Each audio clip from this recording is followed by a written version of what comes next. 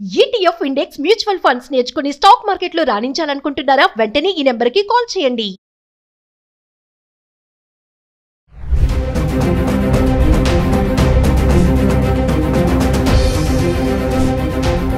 నమస్తే, welcome back to Suman TV. ప్రస్తుతం మనతో పాటు ఉన్నారు అనలిస్ట్ మందర కృష్ణారెడ్డి గారు. నమస్తే సార్. నమస్తే అమ్మా. సార్, వివాహేతర సంబంధానికి అడ్డుగా ఉన్నాడని భర్తల్నే హతమార్చేస్తున్నారు భార్యలు. మనం చాలా వీడియోలు చేస్తూనే ఉన్నాం. అయినా సరే ఒక్కొక్కటి అంటే తవ్వే కొద్దీ బయటకు వస్తాయి వార్తలు అన్నట్టుగా ఎక్కడెక్కడి నుంచో వార్తలన్నీ బయటకు వస్తున్నాయి. మరి తమిళనాడులో జరిగినటువంటి ఈ ఇన్సిడెంట్ చూసుకుంటే భర్త కళ్ళల్లో కారం కొట్టి మరి ఇవన్నీ మనం చెప్పడానికి బాగోదు. ఒకసారి మీరు ఎక్స్ప్లెయిన్ చేయండి సార్. ఈ మధ్య బహుశా ఈ పర్వం జరుగుతూ ఉంది. మరి ఒకరి నుంచి ఒకరు నేర్చుకుంటున్నారు, లేక ఈ టైమే అసలు కలికాలంలాగా ఈ కాలం అంతా కూడా మహిళల కాలం అని చెప్పుకోవాలో, లేకపోతే మహిళల కాలం అంటే మహిళలు ఏదో సాధించిన పురోగతి కూడా కాదు. ఇది వాస్తవంగా ఒక భయానకమైన పరిస్థితులు కనబడుతున్నాయి. వైవాహిక జీవితంలో భర్తలు చేసినా తప్పే, భార్యలు చేసినా తప్పే. గతంలో భర్తలు వరుసగా చేస్తున్నప్పుడు మనం దాన్ని ఖండించుకుంటూ వచ్చాం. ఇప్పుడు భార్యలు చేస్తున్నారు కాబట్టి దాన్ని కూడా ఖండించాల్సిన పరిస్థితి ఏర్పడుతుంది. ఏదైనా హింస అనేది చాలా అందరూ ఖండించాల్సిన విషయం. భార్యాభర్తల మధ్య తగులు రావని కాదు, వాటన్నిటి కూర్చొని అవసరంగా పరిష్కరించుకోవాలి తప్ప ప్రాణాలు తీయడం కానీ, మనిషికి హాని చేయడం కానీ ఇది ఎప్పుడూ హర్షణీయం కాదు. సరే, ఈ మధ్య జరుగుతున్న సంఘటనలో మరొక సంఘటన ఏమిటంటే, కర్ణాటక రాష్ట్రంలోని తుమ్కూరు జిల్లాలో ఒక గ్రామం శివార్ల లోపల ఉన్నటువంటి ఒక ఫామ్ హౌజ్లో శంకరమూర్తి, సుమంగలి అనేటువంటి దంపతులు నివసిస్తున్నారు. వాళ్ళు దాంపత్యం చేసుకుంటున్నారు. ఆ సుమంగలికి అక్కడే ఉన్న ఒక బాలికల హాస్టల్లో వంటవాడిగా పనిచేస్తున్నటువంటి నాగరాజు అనేటువంటి వ్యక్తితోటి పరిచయం ఏర్పడింది. ఆ పరిచయం పెరిగి వారిద్దరి మధ్య అక్రమ సంబంధం ప్రారంభమైంది. ఈ అక్రమ సంబంధం నడుస్తున్న తరుణంలోనే బహుశా భర్తకి ఈ విషయం తెలిసి ఉంటుంది. దాని గురించి అతను ప్రశ్నించి ఉంటాడు. అది ఆవిడకు నచ్చలేదు. మా మధ్య నువ్వు వడ్డొస్తావా, మా సంబంధాన్ని నువ్వు ఆపే ప్రయత్నం చేస్తావా, మమ్మల్ని క్వశ్చన్ చేస్తావా అనే కోపంతో అతని కళ్ళల్లో కారం చల్లి అతన్ని కిందికి తోసి కర్రలతో కొట్టి అతని పీక మీద కాలు వేసి తొక్కి చంపేసింది భార్య. ఆ తర్వాత ప్రియుడి సహకారంతో ఆ శవాన్ని ఒక సంచిలో కుట్టేసి దూరంగా 30 కిలోమీటర్ల దూరంలో ఉన్నటువంటి ఒక బావిలో దాన్ని పడేసి చేతులు శుభ్రంగా కడుక్కొని వచ్చేసిన తర్వాత పోలీస్ స్టేషన్కి వెళ్ళి స్వయంగా నా భర్త కనిపించడం లేదు, నా భర్త ఏమయ్యాడో నాకు తెలియడం లేదు, కాబట్టి వెతకండి అని చెప్పి దొంగ ఏడుపులు ఏడుస్తూ ఏమీ తెలియని అమాయకురాలుగా నటించింది. పోలీసు వాళ్ళు కొంత దాని గురించి తెలుసుకోవడానికి ప్రయత్నం చేశారు. అప్పుడు వీళ్ళిద్దరి మధ్య అక్రమ సంబంధం ఉన్నట్టుగా కూడా బయటపడింది. దాంతో ముందుగా వాళ్ళలో ఎవరినో అరెస్ట్ చేశారు.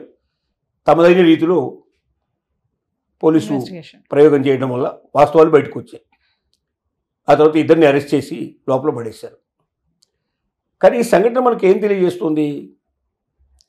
అక్రమ సంబంధానికి కారణాలు ఏమిటి? ఒకటి, భర్త ఆదరణ సరిగా లేకపోవడం, భార్యాభర్తల మధ్య ఉండాల్సినటువంటి సంబంధం, శారీరక సంబంధం, మానసిక సంబంధాలు సరిగా లేకపోవడం. ఇక్కడ చూస్తే మరి పోనీ వాళ్ళు ఉంటున్నదేమో ఒక ఫామ్ హౌజ్లో ఉంటున్నారు. ఫామ్ హౌజ్లో ఉండడం అంటే డెఫినెట్గా కాస్తో కూస్తో పొజిషన్ ఉండేవాళ్ళే ఫామ్ హౌజ్లో జనరల్గా ఉంటారు. అతన్ని చూస్తే వంట మనిషి అంటే అతని స్టేటస్ చూసి కానీ అతని పొజిషన్ కొని ఆవిడని ఆకర్షించే పరిస్థితి లేదు ఇక్కడ. బహుశా దేహదారిద్ర్యం లేదా అతను ఉండే అందమో ఆకర్షణో ఏదో ఒకటి తనకి పనిచేసి ఉండాలి. అంటే భర్త ఇవ్వలేని సుఖాన్ని, భర్త ఇవ్వలేని సౌకర్యాన్ని, భర్త ఇవ్వలేని ఆనందాన్ని మరొకరు ఇస్తున్నట్టు పరిస్థితి మనకు కనబడుతుంది ఇక్కడ. అంటే భార్యను నెగ్లెక్ట్ చేయడం వల్ల జరిగిందా ఇది, లేక అతని దగ్గర సామర్థ్యత ఏమైనా లేకపోవడంలో జరిగిందా, ముందుగానే ఆ విషయం తెలియకుండా ఆమెను మోసం చేసి ఏదైనా జీవితంలోకి తీసుకోవడం జరిగిందా? కారణాలు మనకు తెలియదు. కారణం ఏదైనా ఈ ప్రపంచంలో ఏ కారణమైనా ఉండొచ్చు, కానీ అది హత్యకు దారితీసే పరిస్థితి రాకూడదు. ఎందుకంటే ఎంత పెద్ద కారణమైనా కూర్చొని పరిష్కారం చేసుకోవచ్చు. ఇద్దరికి ఇష్టం లేకపోతే జీవితాన్ని విడిపోవచ్చు, ఎవరి జీవితంలో వాళ్ళు బతకొచ్చు, హాయిగా బతకొచ్చు. కానీ ఒకరి జీవితాన్ని సర్వనాశనం చేయడానికి, ఒకరి జీవితాన్ని పూర్తిగా తొలగించడానికి, ప్రాణాలు తీయడానికి మనకు ఏ రకమైన హక్కు లేదు. ఇలాంటి బీభత్సమైన వాతావరణం ఎప్పుడు కూడా జరగకూడదు. రోజు రోజుకి ఇవి పెరిగిపోతున్నాయి. ఈ పెరిగిపోతున్న వాటిని ఖండించాల్సిన అవసరం ఉంది. దీనికి కారణాలు ఏమిటో ప్రభుత్వాలు కూడా ఆలోచించాల్సిన అవసరం ఉంది. మహిళా సంఘాలు ఆలోచించాల్సిన అవసరం ఉంది. స్వచ్ఛంద సంస్థలు ఆలోచించాల్సిన అవసరం ఉంది. అందరూ కూర్చొని అందరూ ఆలోచించి ఇక్కడ ఈ జరుగుతున్న ఘోరాలు రోజు రోజుకి ఎందుకు పెరిగిపోతున్నాయి, సౌకుమార్యానికి మేరు పెరిగినటువంటి సుకుమారతో ఉండేటువంటి వాళ్ళు, లాలిత్యంగా ఉండేటువంటి మహిళలు కూడా ఇంత కర్కశత్వానికి ఎందుకు ఓడిపోతున్నారు? పురుషుడు మొదటి నుంచి దుర్మార్గుడుగానే చిత్రించడానికి జరుగుతోంది. ఎందుకంటే మహిళల పట్ల పురుషులు చాలా భయంకరంగా ప్రవర్తిస్తున్నారు అనేది మొదటి నుంచి మనం వింటున్నాం. కానీ ఇప్పుడు మహిళలు కూడా అలా తయారవడం అనేది, ఇది ఇద్దరు అలాగే తయారైపోతే అసలు ఏ కాపురం నిలబడుతుందా, ఇంకా భవిష్యత్తులో సమాజం నిలబడుతుందా, ప్రపంచం నిలబడుతుందా అనేటువంటి డౌట్స్ వచ్చే పరిస్థితి ఏర్పడుతుంది. కాబట్టి దీనిలోంచి బయటికి రావాల్సిన అవసరం ఉంది.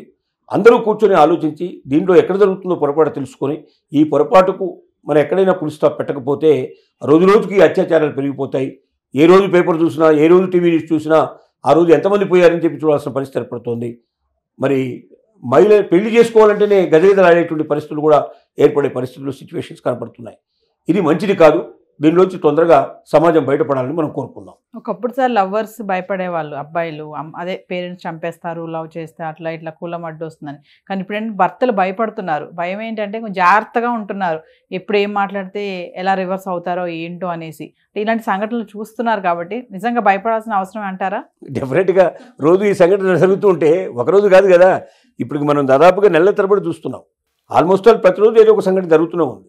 అంటే బహుశా గతంలో జరిగి ఉండకపోవచ్చు చెప్పడానికి వీల్లేదు, కానీ గతంలో సోషల్ మీడియా గొప్పగా లేకపోవడం, రెండోది కొన్ని అక్కడికక్కడే కాంప్రమైజ్ అయిపోయి బయటికి రాకుండా చేయడానికి ప్రయత్నం చేయడం, కుటుంబంలో ఉంటే కుటుంబంలో వాళ్ళే కూర్చొని పరిష్కారం చేసుకోవడం, రకరకాల కారణాల వల్ల ఇంత బయటికి రాలేదు. కానీ ఇప్పుడు ప్రతి ఒక్కరిది కళ్ళే కదా. ఎక్కడ సోషల్ మీడియాలో ఎక్కడ ఉన్నటువంటి ఫోన్ ఉంటే ఆ ఫోనే అది ఒక కన్ను కింద, త్రినేత్రం కింద లెక్క. ఆ త్రినేత్రం ఎప్పుడు ఏం చూస్తుందో, దేని బంధిస్తుందో, దేని సోషల్ మీడియాలో పెడుతుందో, ఏ వార్త ఎప్పుడు వైరల్ అవుతుందో తెలియని పరిస్థితిలో ఇవాళ ఉన్నది. కాబట్టి ఈ రోజున చాలా జాగ్రత్తగా ఉండాల్సిన అవసరం ఉంది. ఆ సంఘటన వాళ్ళకే పరిమితం కాదు, సమాజానికి మొత్తానికి తెలిసిపోతుంది, ప్రపంచానికి తెలిసిపోతుంది. అది మంచిదైతే అందరూ హర్షిస్తారు, అది చెడ్డదైతే అందరూ ఇమీడియట్గా దానికి వ్యతిరేకంగా ఉద్యమించే అవకాశాలు ఉంటాయి. Thank you.